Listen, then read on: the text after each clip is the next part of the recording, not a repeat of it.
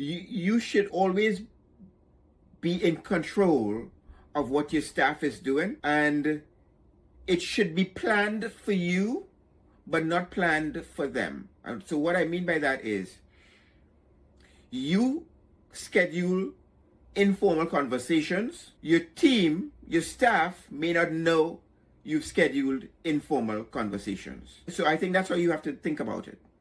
That makes sense. Thank you. So it's organized for you.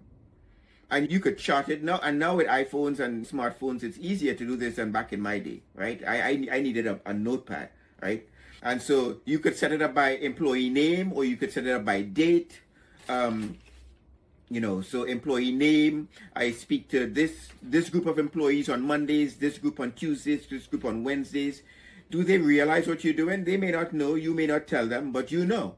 And so you know, okay, it's Tuesday, I haven't spoken to Rich yet this week.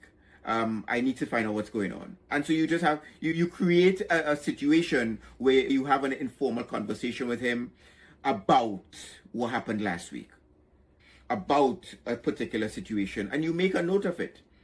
And why is this so important? It's important for you to track it because, as Richie said, if I have to write a review for all these employees at the end of the year, it's time consuming. It's a lot of work. It's not a lot of work if you were tracking it.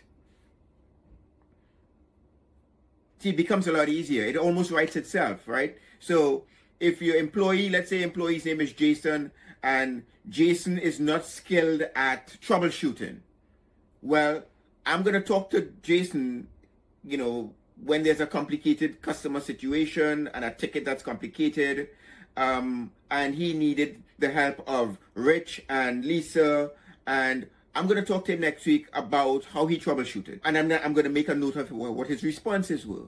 I'm going to make a note of what the customer's complaint was. I'm going to make a note of how satisfied the customer was at the end. I'm going to make a note of how long it took him to resolve it. And then I'm going to pay attention to that because it's in my notes. Now it's in my notes in my phone.